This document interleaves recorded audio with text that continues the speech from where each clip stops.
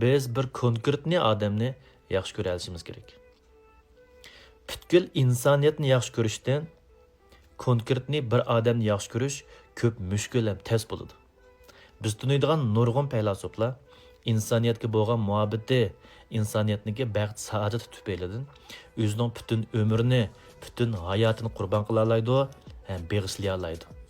Lekin atrofidagi o'zining xotin bolalardan iborat konkretni bir odamni ularning yaxshi ko'rmagi bek mushkul ham qiyin ham buni qilolmaydi.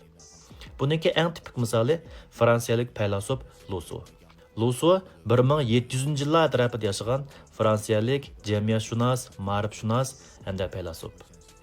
Bu o'zininki insoniyat barobarsizligininki manbasi degan kitobida mundaq yozadi.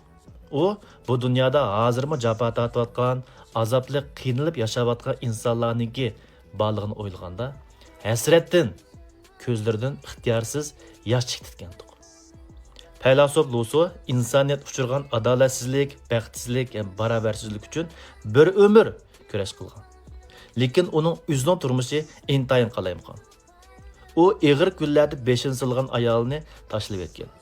Hamda o'zining oshnasidan topgan 5 bolasining hammini paravallik o'rniga o'tkazib bergan.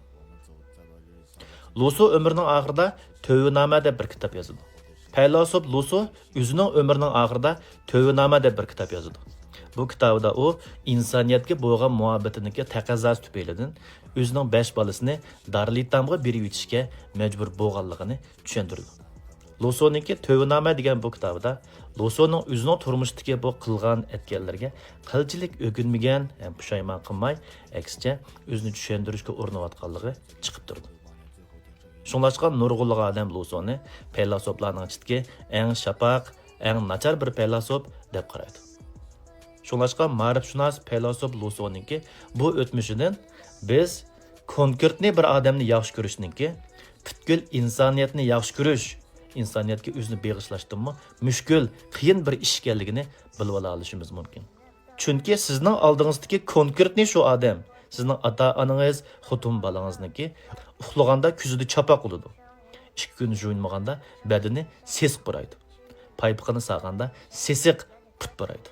Hamda nurg'unlagan qatmal, nadan o'y fikrlar bo'ladi. Lekin bu konkretni ko'z oldingizga shu odamningki haqiqiy alaydilik.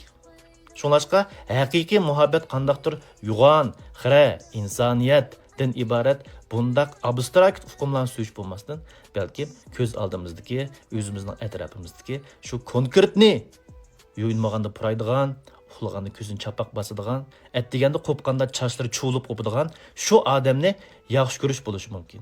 Bu haqiqiy muhabbatniki real turmushimizdagi ma'nisi, ahamiyati bo'lishi mumkin.